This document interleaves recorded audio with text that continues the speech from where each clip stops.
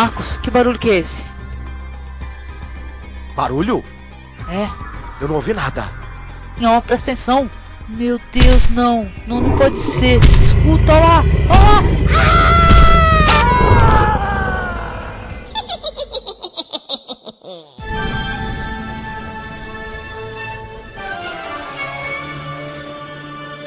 Seja bem-vindo ao MasmorraCast, o podcast do blog masmorrerótica.blogspot.com.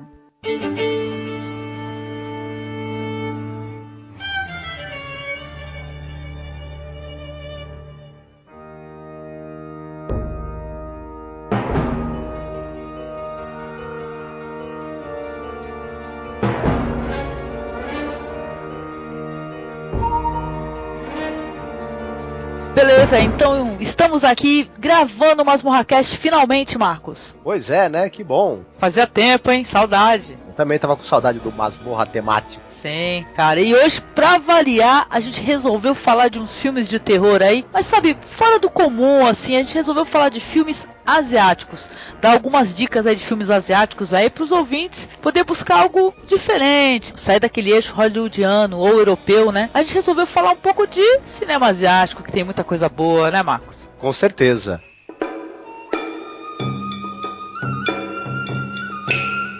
Então, a minha primeira indicação aí pro pessoal assistir no Halloween é um filme chamado Kwaidan, As Quatro Faces do Medo, Marcos. Esse filme é fantástico. Kwaidan realmente é espetacular. Cara, quando eu assisti esse filme Kwaidan, cara, você tem a nítida impressão, né, que você tá vendo uma obra-prima realmente, né? Com certeza. Então, é o seguinte, o filme Kwaidan, ele é um filme antigo, Marcos. Ele é um filme de 1964. E o diretor é o Masaki Kobayashi, cara. Outras obras desse cara aí é Guerra e Humanidade, Não Há Amor Maior, um filme chamado Harakiri e outro chamado Rebelião. Nossa, ele é um filme assim que ele é perfeito, Marcos. Você que assistiu comigo, são 4 histórias, né, de terror muito legais, entendeu? Assustadoras. Não é um filme gore, pra quem não gosta de sangue, mas é chegado num suspense, no sobrenatural. Ele não é um filme gore, mas é um filme visualmente incrível e tenebroso, cara. É um filme que não envelheceu, né, Marcos? Exatamente. As histórias são adaptadas do folclore japonês. Sim, o Kwaidan, o próprio nome Kwaidan, né? É um nome que significa histórias de fantasmas, né? E o filme acho que é interessante, já começa por aí, né? Porque por ele ser adaptado de histórias tradicionais de horror japonesas, ele serve como um exemplo de como os orientais, mais especificamente os japoneses, concebem o que é o medo, né, do que eles têm medo, do que esse povo tem medo, né? Que histórias que eles contam para as crianças antes de dormir, para as crianças não dormirem, né? Tal. Fora esse pessoal, né? Não, e vou te falar, o Japão, cara, ele tem grande variedade, ele é muito rico nesse espécie de folclore, em histórias de terror, em lendas, sabe? É um povo muito místico e muito voltado a acreditar nessas coisas, entendeu? Até os cemitérios lá são bem curiosos, o pessoal coloca alimentos e tal, coloca objetos, né, no cemitério. É muito interessante mesmo. Agora eu vou passar aqui pro ouvinte aqui uma curta sinopse assim das 4 histórias que são contadas no Kwaidan, cara. Então, a primeira história, não sei se você recorda, Marcos, é uma história chamada O Cabelo Negro. Cara, certo. Meu, se hoje em dia filmes aí como O Grito, Uma Chamada Perdida, e eu tô falando do original japonês, né, claro, não do americano, e tal, tanto o Ju-On quanto o One Missed Call, o original japonês, tem essa parada aí que tu já deve ter percebido. O japonês tem um esquema com esse negócio do cabelo, é ou não é? O cabelo das mortas que se mexe, né? E é uma coisa apavorante mesmo, né? É uma coisa bem da cultura deles, mas que pra nós também é algo que eu acho bem sinistro. Então, a primeira história do filme O Cabelo Negro conta a história de um samurai, né? Que ele é bem pobre e tal. E ele vive com a esposa dele. E ele é muito insatisfeito. E ele abandona essa esposa. Do nada, ele tá morando com a esposa, ele abandona essa esposa e resolve ir atrás de uma moça rica. Pra ele se dar bem, aí galgar algumas escalas sociais e tal. Aí muitos anos depois, ele se arrepende, ele retorna pra casa dele, né, da esposa dele no meio da noite. E aí que tudo vai acontecer, entendeu? Que você vai ter assim um desfecho horripilante para a história, muito legal mesmo. Isso foi muito copiado daí para frente, né, Marcos? Pois é, quando ele retorna, ele acha que a mulher o está esperando, né? Uhum. E que vai poder voltar com ela, que ela ficou esperando por ele esse tempo todo. Ele acha, só que ele vai se lascar de verde e amarelo. A gente não vai dizer exatamente como, né? Mas é de gelar o sangue. Sim, é de gelar o sangue, viu, cara? O final é de gelar o sangue, com certeza. Sim, sim. Cara, a segunda parte da história é chamada A Mulher da Neve, né? Que, poxa, pra quem curte as histórias do Hans Christian Andersen, né? Tu já lembra logo, tu já pensa, pô, Mulher da Neve, Rainha da Neve, né? Parece que tem um certo paralelo, né, com essa história do Andersen, né, Marcos? Sim, exatamente. Esse segundo episódio, ele já a diferença dele do primeiro, que já começa a utilização de uma inventividade visual muito grande, né? Sim, sim. Tanto na reprodução do ambiente ali da neve, né? Que os dois lenhadores, eles são pegos durante uma nevasca, né? Se escondem numa cabana abandonada. E o mais jovem ele presencia o momento em que uma mulher toda pálida, toda estranha, ela entra no casebre e mata o mais velho, né? Se eu não me engano, ela assopra, né? Isso. E ele congela, né? Só que ela deixa ele o mais novo vivo, né? E o cara, ele passa o resto da existência dele convivendo com toda espécie de medo e com medo do retorno dessa mulher, né, cara? Que ela, meio que ela é o que? Ela seria a morte, né? Isso, ele faz ela prometer que ele nunca vai contar pra ninguém o que aconteceu dentro daquela caverna ali. Sim, né? sim, cara. Não vamos dar muito spoiler pro ouvinte, não, porque esse daí é um outro episódio do filme também que é assustador, entendeu? É muito. Pra quem assistir, vocês vão reparar que assim, muito dessas histórias elas foram muito copiadas, de um jeito ou de outro, mais pra frente, né? Tudo é referência nessa vida, né? Essa história tem a estrutura mesmo dos contos de fadas sombrios, né? Que você encontra uma entidade mística, né? Ela faz um favor pra você, mas você é obrigado a prometer que você não vai fazer determinada coisa, ou manter um segredo, e aí se você quebrar a promessa, já sabe, né? Pois é, cara. Então, a terceira parte do filme, na minha opinião, Marcos, eu acho que é a história mais bonita do filme. Ela é tão bonita quanto assustadora, né? Que é a história do Oishi, o Sem Orelhas, né? Isso daí até causa um humor involuntário, né? Pelo título. Mas é impressionante a história. Por sinal, ela é a capa do filme, né? Ela se trata de um noviço cego que ele reside num monastério, né? E ele possui um talento. Esse rapaz, ele tem uma capacidade dele relatar ali cantando com um instrumento as histórias épicas assim da região, completas, entendeu? Com muita beleza e tal. Isso daí atrai muitas pessoas porque ele é muito famoso e ele é um tocador e tal, um cego, né? Por sinal, né? Ele é um monge, né, também, ele é um monge cego. Ele é um né? noviço, né? Ele tem intenção de ser um monge, né? Um noviço, né? E tal. Aí, o que acontece, né? O que você imagina? Uma pessoa com essa capacidade e tal, com essa fama, acaba atraindo o quê? Um fantasma. Isso. As pessoas que morreram nas batalhas que ele conta, nas músicas que ele toca, os espíritos delas escutam ele cantando e se interessam, né, por ouvir mais uma vez. Sim. Não, eu acho que um desses espíritos escuta. Só que o que acontece? Esse espírito vai buscá-lo, vai procurá-lo, né, e conversar com ele e pedir para ele fazer uma apresentação em um local.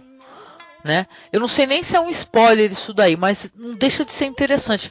Ele vai cantar para essas pessoas aí que são os personagens das músicas que ele canta, né? Exato, estão todos mortos. Ele acha que está indo para um palacete, na verdade ele está indo cantar num cemitério, né? E está tendo ilusões auditivas, por sinal, né? Porque como ele é cego, ele tem ilusões auditivas, né? Ele vai indo pro local e tem ilusões auditivas, né? Ele é enganado pelos espíritos, né? Cara, assim, pra não dar muito spoiler, a única coisa que a gente vai dizer, né, apesar que o próprio nome do episódio é um spoiler em si, né? Mas ele acaba descobrindo que ele está sendo perseguido pelos fantasmas, porque eles não querem que ele vá cantar só uma vez. Eles querem que ele vá cantar sempre, toda noite. Entendeu? E se ele não for cantar, ele vai morrer. Exato. Esse daí, ó, na minha opinião, é o mais bonito de todos, esse Oishi, o Sem Orelhas, né? Exatamente, porque nesse episódio foi o mais difícil de ser filmado, com certeza, porque você tem representações das batalhas que ele tá narrando. Isso, é impressionante, essa parte das representações aí, que começa o episódio com as representações das batalhas. Meu, foi um cuidado ali que esse diretor teve pra mostrar isso daí, que é impressionante, sabe? Cenografia, uma quantidade grande de extras, né? Um trabalho de organização mesmo, né? De coreografia das batalhas. São batalhas marítimas, né? Isso. Passadas sobre navios. Tem até um toque um tanto quanto teatral, né? Nessas batalhas, né? Tem a maneira como o pessoal utiliza os cenários e tudo é bem teatral, né? Exatamente. É um magnífico teatro filmado, né? Uhum. Uma riqueza de detalhes artísticos impressionante dentro de um episódio que na verdade é uma história de terror, né? É impressionante. Então, isso é um luxo, né? É um luxo, não, mas o Kwaidan, ele é um luxo mesmo, né? E o último episódio também é interessante, né? Que ele é chamado Em Uma Xícara de Chá, né? Que fala sobre o oficial de um destacamento militar, né, e tal, que ele, tomando o chá dele, ele é surpreendido pela imagem de um homem, o reflexo da imagem de um homem na xícara de chá dele, né? Ele começa a ser perseguido por um fantasma também. Ele vai sendo assombrado por esse homem, que também é bem tenso, também é bem interessante. Eu sei que o Kwaidan, cara, ele é mais do que um filme de horror, né, Marcos? Diz que é o cartão de entrada para o cinema japonês que é dedicado ao estilo, né? Ele é uma experiência contemplativa que traz pouco sangue e é muito peculiar no que diz respeito à ambientação sobrenatural dos seus contos. Isso daí poderia passar sem uma narração em off, né? Porque tem uma narração em off logo no início do filme, né? Porém, ela não estraga a história, entendeu? É bem legal mesmo. E o Kwaidan, pra quem curte terror e não conhece o Kwaidan, a gente vai deixar aqui na postagem pro pessoal poder ter acesso. Você tem que assistir, porque se você é fã de terror e não conhece o Kwaidan, que é uma obra-prima do cinema de terror japonês, você tá perdendo muito, porque por sinal é até fora desses estereótipos. É que tem gente que torce muito o nariz que esse negócio de morta torta e sabe, sustos com meninos de cara pintada, de cara branca e tudo. O Kwaidan, ele é um filme de terror que tem um formato diferente, é muito bem orquestrado. Exatamente, ele é ele extrapola essa coisa do terror, né? Ele não é uma obra-prima do terror no cinema, ele é uma obra-prima do cinema, né? Então ele chega até a extrapolar essa questão do gênero, né? Ele é um grande filme antes de tudo, né? E diz que é o avô, olha só que interessante, desses filmes de terror japoneses, desses diretores, aí, o Hideo Nakata, o Takashi Shimizu, entendeu?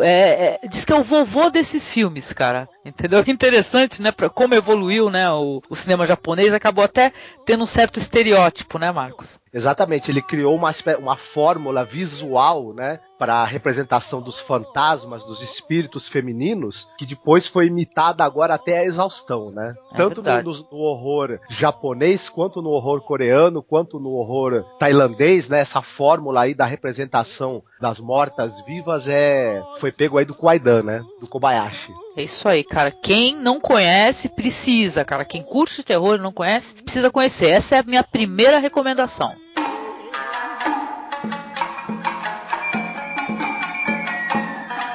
Muito bem. Eu gostaria de falar de um filme que ele foi lançado em 2003. Ele se chama Janguya Ongrion. Que nominho, hein? É um filme coreano. Ele recebeu o título em inglês de A Tale of Two Sisters, um conto de duas irmãs, e no Brasil ele recebeu o título de apenas Medo. Medo, né? Que já diz tudo, né? Medo. E lembrar que isso daí teve uma refilmagem americana, hein, Marcos? Que a gente vamos esquecê-la, né? Porque vamos recomendar só o filme coreano mesmo.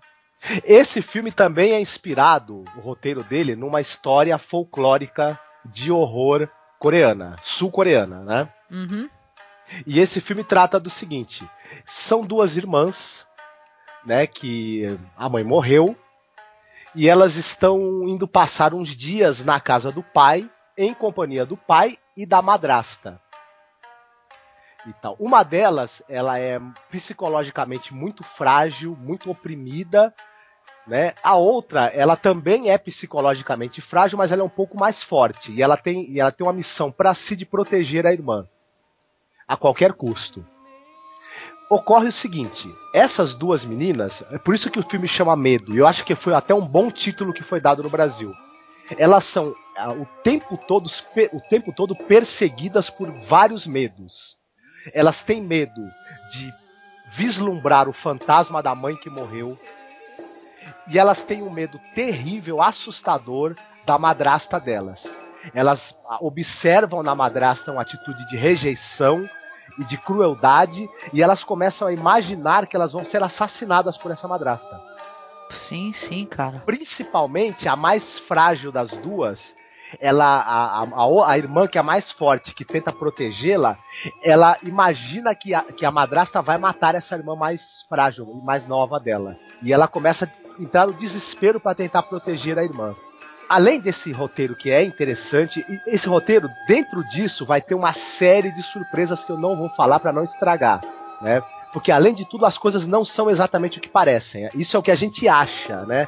Assistindo o filme, isso que eu falei. A gente vai descobrir que a realidade pode ser um pouco diferente ou até muito diferente do que a gente tá pensando. Esse filme, na boa, é de se cagar de medo, cara. Esse é, cara. Ele é um bom título nacional mesmo, porque tem cenas, entendeu? Esse daí já é um terrorzinho assim mais moderno, né? De que ano que ele é? 2003. Então esse filme aí já é outros 500, cara. Os caras já tem um aparato pra fazer umas fantasma mesmo de, sabe, de se borrar, cara. Isso daí é foda. Pois é, o filme não tem cenas de violência extrema, não tem cenas gore. Ele é econômico nas cenas sobrenaturais também, ele não abusa disso. Tem uma fotografia incrível o filme, né? Isso aí acho que é um detalhe que a pessoa que assistir logo vai perceber, que tem cenas externas fabulosas mesmo, assim, delas na natureza, no quintal da casa delas e caramba. O filme tem uma fotografia, uma direção de arte espetaculares. Esse local onde elas estão, que é quase que um paraíso, né? Um local lindíssimo mesmo. Isso é um contraponto, né? Apesar desse local tão bonito, tão bucólico, tão perfeito, por dentro, né? Elas estão psicologicamente destruídas, né? Acabadas, e lá dentro tá acontecendo horrores inimagináveis. Dentro da cabeça delas e fora, né? E tal. O filme também eu acho que ele foi muito bem sucedido numa coisa. Ele consegue equilibrar muito bem o horror sobrenatural, o horror psicológico, o suspense e o drama. Tudo é dosado de maneira perfeita. E até para construir um clima em que o espectador ele fica em dúvida sobre o que realmente está acontecendo. A gente fica sem saber durante até a conclusão final, se a gente está diante de um drama psicológico, se a gente está diante de um horror sobrenatural, se a gente está diante de um suspense, esses vários gêneros se misturam de maneira bem orgânica no filme. Não, mas ele tem bastante terror. Pra quem curte terror, não vai ter só aquela tensão, não, aquele suspense. Tem partes do filme assim que eu vou te falar que eu coloquei o travesseiro na cabeça pra não ver, cara. Uhum. E não porque tinha nenhuma cena gore, sim porque o que estava acontecendo era total e completamente assustador. Eu destacaria duas cenas nesse filme, por exemplo, pra quem tiver esperando uma cena de medo. A primeira vez que elas veem o fantasma da mãe, essa cena foi uma das que você colocou o travesseiro na cabeça. Eu me escondi, essa daí eu me escondi. Outra cena é uma hora em que a irmã, ela está vendo no chão da sala. Nossa, não fala isso, cara. Estopa, né? É como se tivesse alguém tá dentro daquele saco, sangrando, né? Muito e se arrastando pela sala. Se arrastando, tentando salvar a própria vida. Essa cena também, ela é literalmente de arrepiar, né? E deixa a gente imaginando quem tá ali, o que aconteceu com aquela pessoa. Enfim, é angustiante mesmo essa cena, além de medonha, né? Sim, cara, olha, pra mim, ó, além dessas duas cenas que você citou, cara, a cena da cozinha, cara, do jantar, malandro, que é uma cena bem sutil, entendeu? Aquilo ali me deixou apavorada, cara. Que eu fiquei assim, sem ter condições de dormir sozinha, entendeu? Morri de medo. Então é isso. É um filme assim, ele é tecnicamente primoroso. As atuações também, as duas meninas, elas estão espetaculares. A madrasta também, ela é uma atuação que é pra ganhar prêmio. O pai, ele fica meio off na história, né? Ele é um personagem bem secundário, né, até, né? É, ele é bem apagado, né? Secundário, exatamente. Esse trio aí formado pela madrasta e pelas duas meninas é que realmente arrasa mesmo. É um show de interpretação que as três dão. Assim, muito, muito bom mesmo. Resumindo, esse filme aí é um terror que é nota 10, né? Em todos os sentidos, tanto no roteiro quanto nos quesitos técnicos. Então, quem estiver procurando um filme de terror de excelente qualidade, que mistura drama e horror sobrenatural em proporções assim perfeitas, pode procurar o Jangwaya Ongreon, ou Medo, dirigido pelo Ju Won-kim. É um filme sul-coreano de 2003.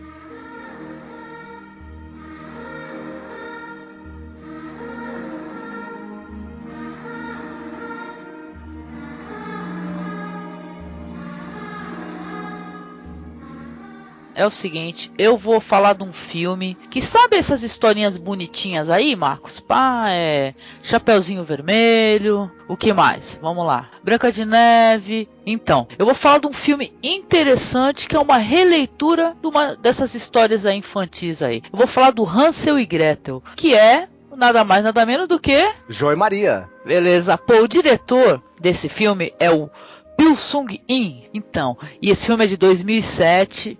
Esse filme aí foi numa fase aí que eu andava bem caçando filme de terror interessante e tal. Eu assistia muito filme de terror sul-coreano, né? Depois eu fiquei com um pouquinho de medo, aí dei um tempo e tal. Mas, cara, esse filme me impressionou bastante. Então, Hansel e Gretel, ele conta a história de um cara e tal, que o carro dele quebra e tudo. E ele acorda numa casa cheia de crianças, muito bonita, muito alimento, muito doce, muitas coisas infantis, né, Marcos? Brinquedos, né? Então, uma casa bem confortável e bem bonita, né? Sim. Ele resolve passar a noite ali, né? E tal, e quando ele chega, tem essas crianças todas muito bonitas, né? As crianças, as pessoas sul-coreanas são muito bonitas, né, Marcos? Chamam muita atenção, né, pela beleza, né? Esses atores aí. E ele resolve ficar por lá, né? Porque ele pensa assim, vou no outro dia tentar arrumar socorro, tentar consertar o meu carro, etc. E ele percebe, assim, nos pais dessas crianças, que eles estão se comportando de uma maneira muito tensa, entendeu? Como se eles estivessem com medo. Aí ele fica curioso, intrigado, porém, né, ele não desconfia logo de cara, vamos dizer assim, né? E essa história Hansel e Gretel, apesar dela se basear num conto infantil muito popular, né, e tal, que é a famosa casa cheia de doces, perdida no bosque, né, ela tem mais semelhanças com o episódio do Twilight Zone, Marcos, o Além da Imaginação, né, porque parece mesmo o episódio do Além da Imaginação, né, onde tá tudo bem, tá tudo muito perfeito e a merda pode acontecer a qualquer momento. Exatamente, toda essa beleza, todo esse clima de paraíso que tem aí nessa casa toda hiper colorida, linda, onde as crianças são felizes, comem doce o dia inteiro, né? Elas têm todas as vontades, todos os desejos satisfeitos, cara. Exatamente. Todos. Na verdade, aos poucos, né, esse rapaz que ele não sabe, mas ele tá preso ali, né? Uhum. Ele não consegue sair, ele vai descobrir algo extremamente assustador e sinistro por trás de tudo isso, né? E o filme ele consegue jogar com esse suspense o tempo todo, né? De uma maneira muito eficiente, né? A tensão vai aumentando, a tensão vai aumentando. Você vai assistindo, você vai, sabe, ficando tão tenso quanto ele, conforme ele vai descobrindo as coisas. Não é um filme gore, tá? Você não vai ver sangue. Ele tá mais pra uma fantasia de terror, né? Uhum. Do que pra um terror gore, de violência gráfica e coisas do gênero, né? Sim. E o filme vai assim até certo ponto. E no final, ele se modifica totalmente. Você vai ter uma surpresa grande no final desse filme, né? Com o desfecho desse filme. Sabe? Que por incrível que pareça, um desfecho bem eficiente pra história. Eu sei que, olha, o Hansel e Gretel, não precisa nem falar, cara. Ele é visualmente incrível, de cair o queixo. É um filme, é um filme recente, né? Um filme de 2007 e tudo. E sabe, os coreanos, pra variar com a corda toda, sabe? É um grande filme de terror, um filme desconhecido aqui no Brasil. Só acha em fóruns assim, especializados em cinema asiático e tal. Cara, mas é um filme que vale muito mesmo a pena assistir. Eu acho que é mais um trabalho excelente. Como você mesma falou, ele é outro filme que, semelhante ao filme que a gente falou antes, O Medo. Ele é tecnicamente impecável, né? Você tem uma fotografia, uma direção de arte espetacular que ajuda a criar esse clima de fantástico, de sobrenatural que envolve o filme o tempo todo, né? Tanto nas partes brilhantes, coloridas, da fantasia infantil, quanto na hora que a coisa fica sombria e terrível também, né? A iluminação e a direção de arte, elas estão perfeitas. Um roteiro e uma montagem excepcionais, né? Que mantém o tempo perfeito do filme, né? Essa tensão da descoberta e do que você de algo que você sabe que tá para acontecer, que tá por trás daquilo tudo, também muito bem colocado. E o elenco, né? Também o elenco infantil tá espetacular, né? Sim, o elenco infantil é impressionante. Excelente, viu?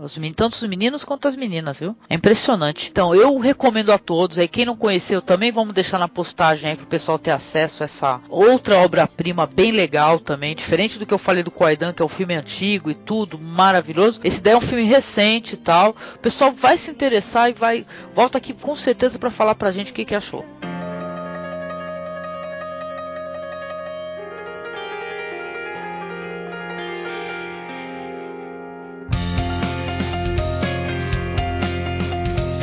Então, o meu terceiro filme é um dos meus filmes de terror preferidos entre todos, né? Independente de ser asiático ou não. Talvez seja um dos meus filmes preferidos, né? Independente de gênero também. Eu gosto pra caramba desse diretor, o Takashi Miike.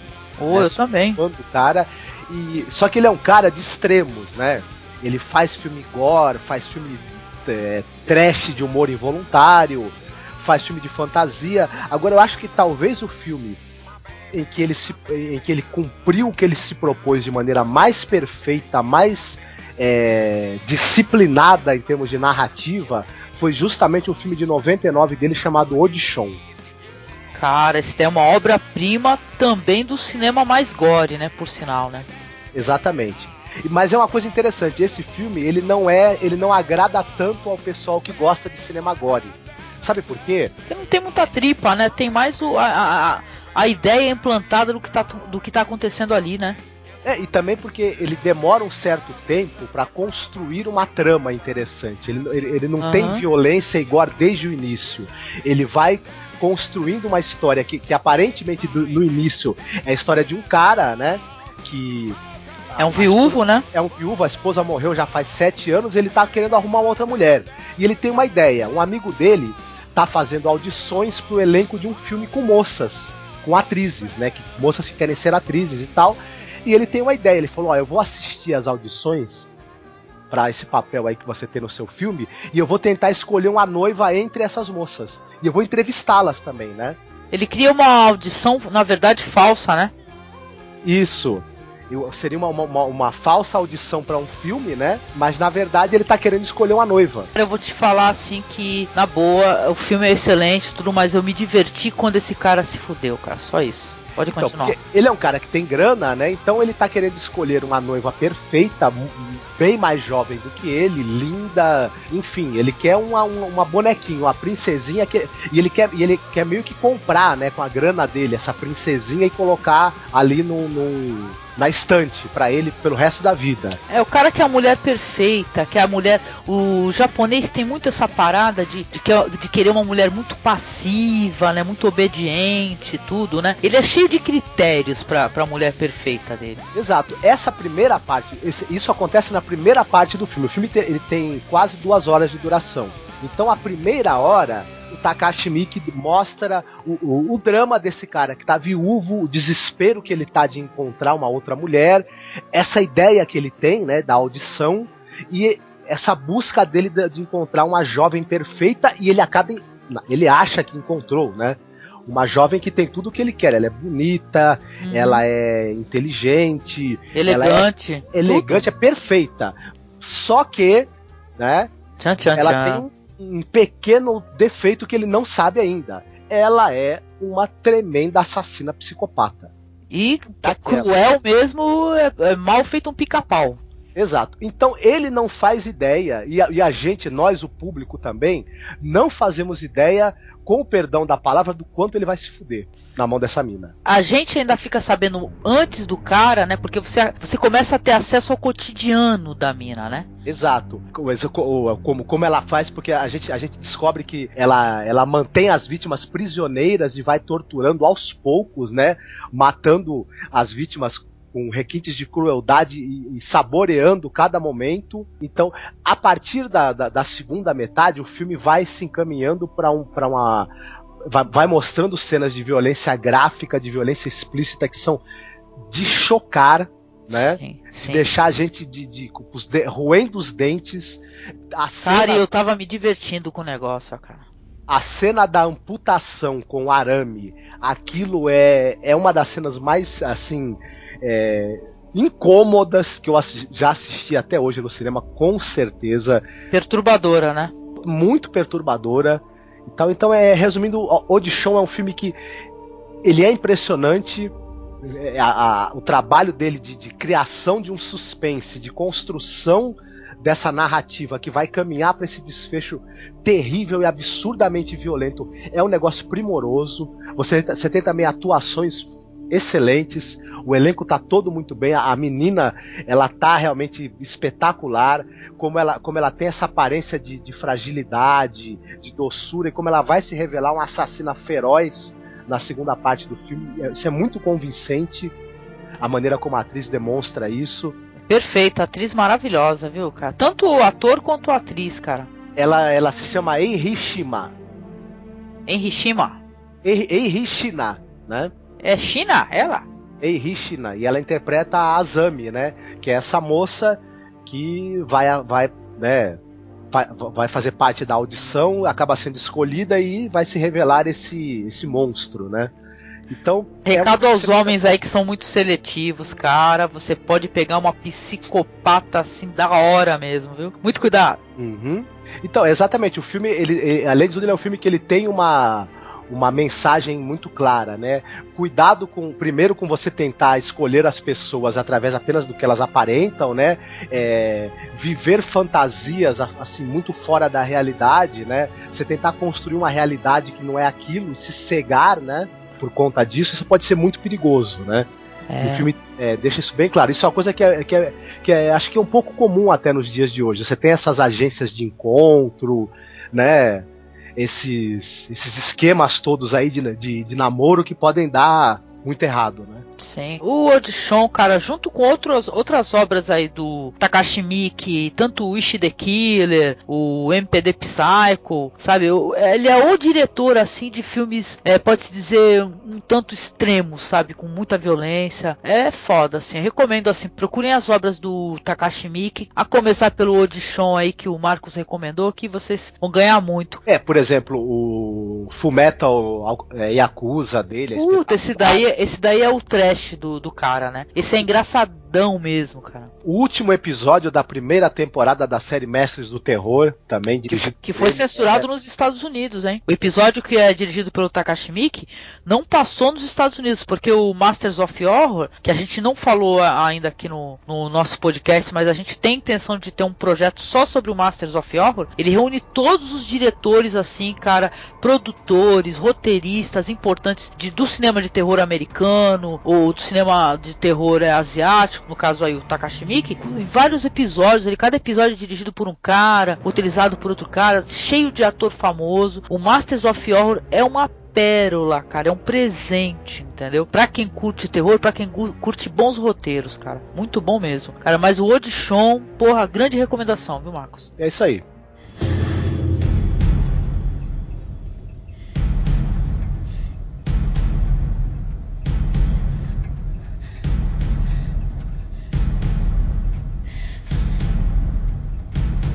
Então, agora, meu terceiro e último filme, Marcos. Adivinha qual é o filme que eu vou falar? The Eye? Isso mesmo. The Eye, a Herança, cara. É o seguinte, eu quero falar desse filme por quê, cara? Porque tem um filme ridículo com a Jessica Alba, entendeu? Americano, que saiu e... O Olho do Mal? O Olho do Mal, cara. O Olho do Mal?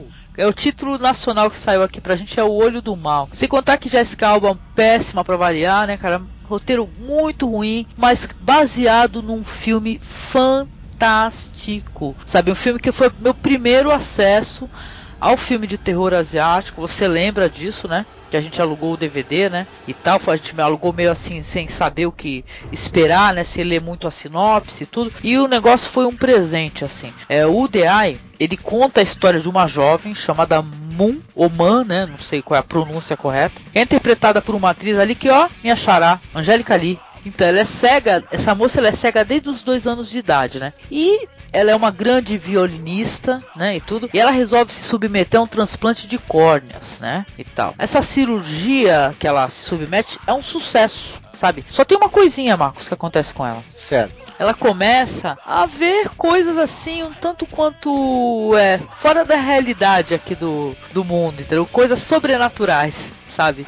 A ter visões de espíritos, né? A gente é surpreendido com isso daí, isso é um spoiler, tá? Desculpem, mas nós somos surpreendidos ali porque ela começa a ter visões de espírito. Mas a maneira, Marcos, como ela começa a ter essas visões, que é aí que é a parada, Marcos. Tem cenas ali, logo de cara eu vou citar a primeira cena, entendeu? Que é uma cena do hospital.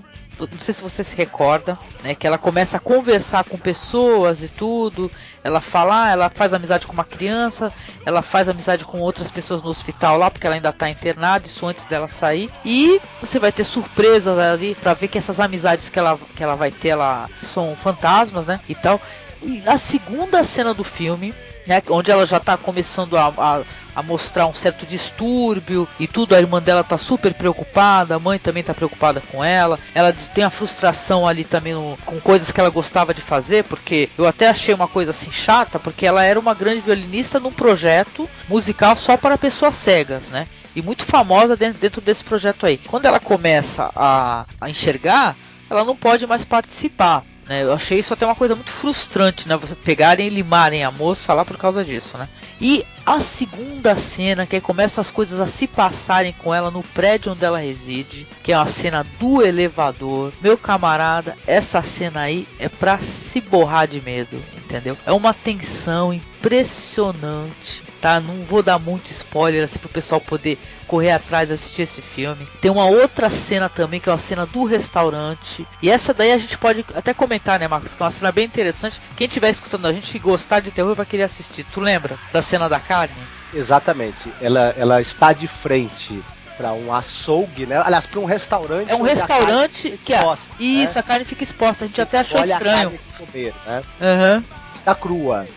E tem uma mulher e o seu filho, né? E o filhinho ali de frente para a vitrine, né? Aparentemente são fregueses ali, clientes que estão escolhendo a carne.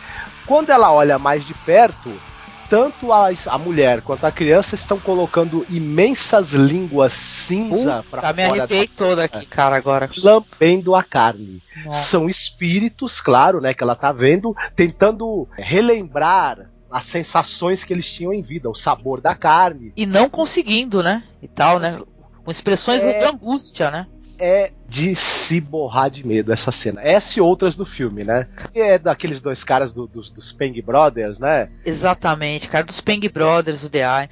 Pô, o The Eye é um filme de 2002 dos Peng Brothers, né? É o Oxide Pang Fett e Danny Pang Chun. Os dois gêmeos, né? São gêmeos.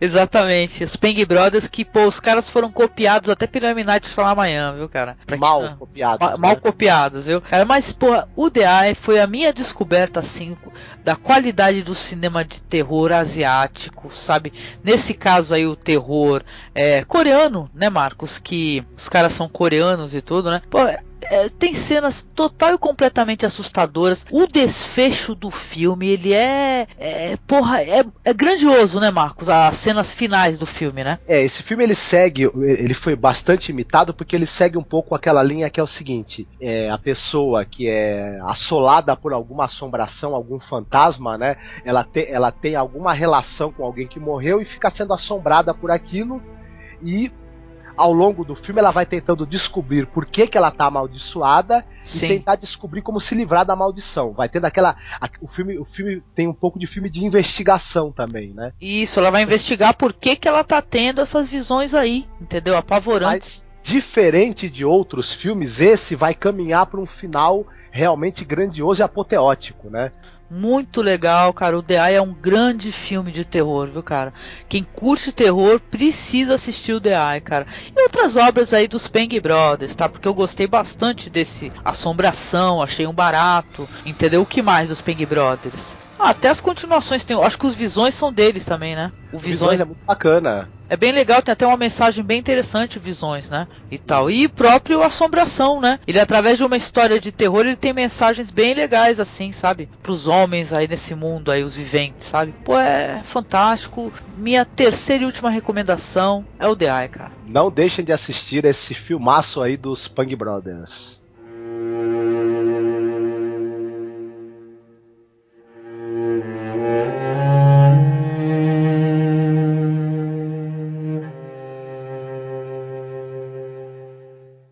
Então, outro filme que eu gostaria de comentar, para finalizar, é um filme que eu acho que ele, assim, como cinema, ele é bem mais modesto do que esses outros que a gente falou, né? Ele não tem, talvez, aqui um roteiro tão bem construído, né? Não trabalha os personagens dramaticamente tão bem, mas é um filme que eu gosto particularmente, que me deu bastante medo. Né? Então acho que um filme de terror precisa ter isso também, com certeza. É um filme de 2002 chamado Ju-On, de um diretor Takashi Shimizu. Esse filme tem uma história assim bastante simples, né? Ele parte da ideia de que quando uma pessoa morre de maneira violenta e guarda ódio, o espírito da pessoa guarda ódio, rancor dentro dela, esse ódio se transforma em poder, né, em força, e ele é uma força que destrói, né, mata quem aparecer no caminho desse espírito. Sim. Ou quem for até o local onde essa pessoa morreu e tal. O que acontece? A gente tem uma casa onde vive uma mulher idosa, abandonada, né? Ela tá vivendo aquela situação do idoso que tá em abandono, né? Falta de higiene, a pessoa lá doente, passando fome e tudo mais. Essa casa é visitada por uma assistente social. Eles têm um programa onde eles visitam todos os velhos enfermos, né, e tal, né? Tem umas pessoas ali que vão ali acompanhar os idosos, dar banho e tal, tratar, né? Bem legal até esse programa. Bom, o que acontece? Essa moça, ela vai começar a limpar, arrumar a casa, cuidar dessa senhora, só que ela começa a escutar estranhos ruídos pela casa. E ela, claro, vai ver o que é aquilo, né? Ela se depara em um dado momento com uma criança de 6 anos, chamado Toshio. Só que não é uma criança normal, né? É um menino todo branco, com olhos negros, uma aparência fantasmagórica, né? E esse menino, ele está acompanhado da sua mamãe, né? Que é uma morta-viva, né? Um espírito absolutamente assustador. E esses dois, o menino é o espírito que atrai as pessoas. Você tá me deixando com medo, pô. Para onde está o espírito da mãe? Quando você chega no local onde morreu aquela mulher, cujo espírito está ali, você vai ser literalmente destroçado, né? Mas vem cá, tu tinha que falar do Grito, né, filha da mãe? Tinha. O que chama a atenção nesse filme? O Grito é um filme literalmente de R$1,99. É um filme de baixíssimo orçamento. O que funciona no filme, por que o filme dá medo?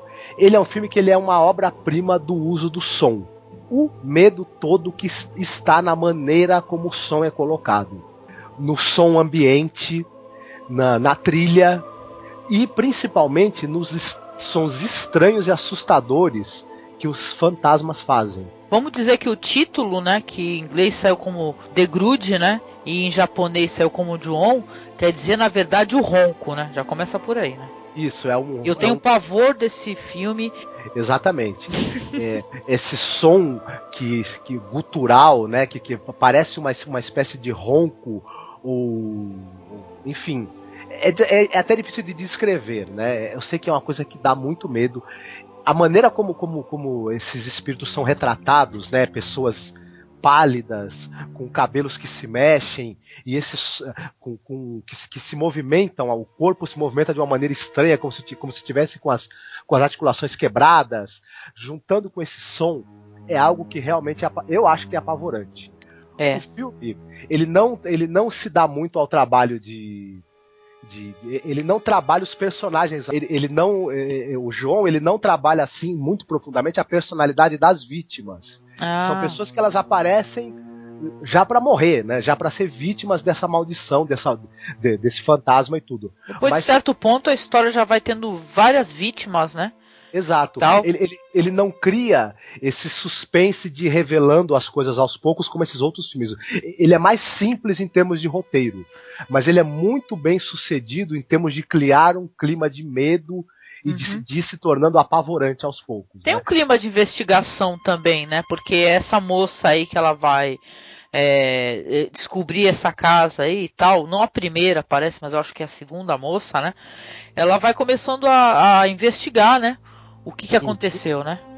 Exatamente. Olha, as cenas dos espíritos aparecendo nos espelhos. Não assistam sozinhos. E as cenas em que os espíritos aparecem no quarto das pessoas, embaixo dos lençóis, saindo debaixo da cama, olha, não vejam antes de dormir, com certeza. Cara, esse filme ele é um motivo de eu sentir medo de assistir filme de terror asiático hoje em dia. Eu não assisto mais sozinha, né, Marcos? Não, imagina que você tá deitado dormindo, o seu lençol começa a se mexer e sai uma mão branca se mexendo de maneira estranha, torta, e começa cabelos negros a esvoaçarem debaixo do seu lençol e um gemido que parece um ronco de um animal que você nunca viu. Realmente é pra pessoa não dormir. Né? É, pra não dormir, cara. Agora, pô, compartilhar com o ouvinte aí, eu já contei pra ti uma história impressionante, porque depois que eu assisti esse filme aí, eu fiquei muito impressionado e fiquei com medo, né? Pra caramba. E eu, num desses hospitais aí tal, que eu acabei frequentando, eu tava numa sala de espera lá com bastante gente, e tava um desses rapazes aí que é PC, né? Paralisia cerebral, né? E certo. tal. E o rapaz, ele fazia um barulho idêntico, entendeu? A maior parte do tempo que eu fiquei lá, ele fazia um barulho idêntico ao barulho que esses mortos aí no Ju-On faziam, cara. Essas japonesas tortas aí, cara. Porra, impressionante. Eu quase saí correndo do lugar, cara. E só não saí correndo porque era durante o dia, né? Talvez se fosse no hospital de noite não ficava de jeito nenhum. Eu tenho medo. Eu também. Cara, o Ju-On, apesar de tudo, é filme pra quem é corajoso, cara, porque eu senti bastante medo, cara. Tem outros filmes legais, assim, que a gente pode até citar de passagem antes de acabar o podcast, o pessoal procurar, quem não assistiu ainda. Por exemplo, aquele Espíritos, A Morte Está ao Seu Lado, né, que é bem legal, né? Outro filme, Marcos. Então, Espíritos é apavorante. Os Sapatinhos Vermelhos, né? Também. Nossa, Red Shoes, muito bom mesmo, também pra sentir bastante medo. Tem aquele o Masters of Puppets, né? O Mestre dos Bonecos, né? Lembra? Lembro, Socorro. Esse filme também é de dar um medo do caramba. Outro filme maravilhoso é o Jigoku, Inferno. Esse é um clássico também, é no estilo de Kwaidan, também, obra-prima, né? Uhum. Outro, vai. Sede de Sangue, do Chan-wook Park, excepcional também, eu diria. Sim, Sede de Sangue. Um outro filme legal também que a gente chegou a assistir é o original lá do Espelhos do Medo, né? Sim, é bem interessante, o Espelhos do Medo é bem bacana. Só que saiu um americano, né? Mas o original é bem legal também, do Espelhos do Medo. Pra quem gosta de um gore assim também, eu acho que o Arte do Demônio também, aquele filme tailandês, é de gelar o sangue também, viu? É terrível. De gelar o sangue tem partes assim bem pesadas, assim, bem nojentas e tal, né? É claro que a gente acabou pegando um filme galhofa aí no meio dessa peneira de procurar filme de terror asiático. Não sei se tu lembra que a gente pegou um filme muito galhofa chamado The Wig, A Peruca, lembra? Lembro. É engraçadão esse filme. Esse é engraçadíssimo, cara. E outros filmes aí, a gente vai deixar alguns filmes na engraçado, postagem. mas teve umas 2 cenas que tu ficou com medo também, fala a verdade. Pois é, cara, dá medo mesmo. É claro, não dá pra falar de terror asiático e não citar o Três Extremos, né? Tem obra do Chan-wook Park, do Takashi Miike, que é bem legal mesmo, bem bonito, Três Extremos, né? São várias histórias, né? Tem o Three Extreme e tem um outro também, tem um outro pack também que saiu com mais alguns filmes de terror, não foi só o Três Extremos não. Tem um que eu acho que é só Extreme, né? Negócio assim. Isso. O que são mais? São mais histórias, né? Tem aquele que é lá do jornal, né? Lembra? Acho que é Premonição o nome dele, lembra? O Horror da Premonição. O Horror da Premonição, que a capa também é de meter medo, cara, é feia pra cacete. Tem o original lá do que saiu americano, Dark Water, né? Que é japonês também, bem legal. Aquele, como é que é? Reencarnação, não é? Que é bacana. Isso é interessante também. Também teve uma outra versão americana, Reencarnação, né? Mas o que presta mesmo é o original, né? Ah, com certeza. Não, se você for ver a maior parte dessas refilmagens aí, eu acho que o mais interessante, assim, é até legal citar o Chamado, né, cara? Eu acho que o americano é interessante, entendeu? Ficou mais legal, assim, mais interessante. Tudo bem, os caras tinham mais recurso financeiro, né? Pra poder fazer, né, o filme. Sei que é bem legal. Então a gente vai deixar alguns filmes na postagem aí pra vocês se divertirem no Halloween, aproveitar esse Halloween, esse feriado de Halloween aí. Cara, e depois vocês contam pra gente aí o que vocês acharam, se vocês gostaram das indicações, se vocês conhecem cinema asiático, se vocês têm mais dicas de filmes aí. A gente assistiu muita coisa, tá? Mas é legal a gente aqui compartilhar com vocês, tá? É isso aí, né, Marcos? O que você diz pra essa turma aí, a turma do Halloween aí? Bastante medo pra vocês, bastante fantasmas, monstros e demônios assombrando vocês aí nesse dia do Halloween. É isso aí. Eu digo escutem Halloween. Uhul. Um abraço. Falou. Listen. Take care.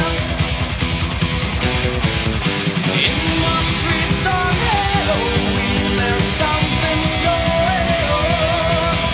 No way to escape the paranoia. In the streets on Halloween, the spirits will arise. Make your choice in terror paradise.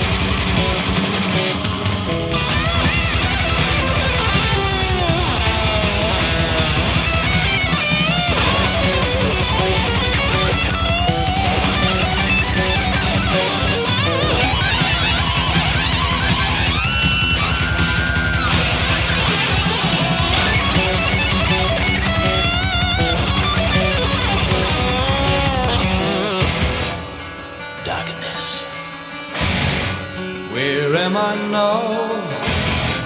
Is there anybody out there? What has happened? Am I in heaven? Or is it hell? I can see a light coming. It's coming here. It's shining. It shines so bright. It's shining on me.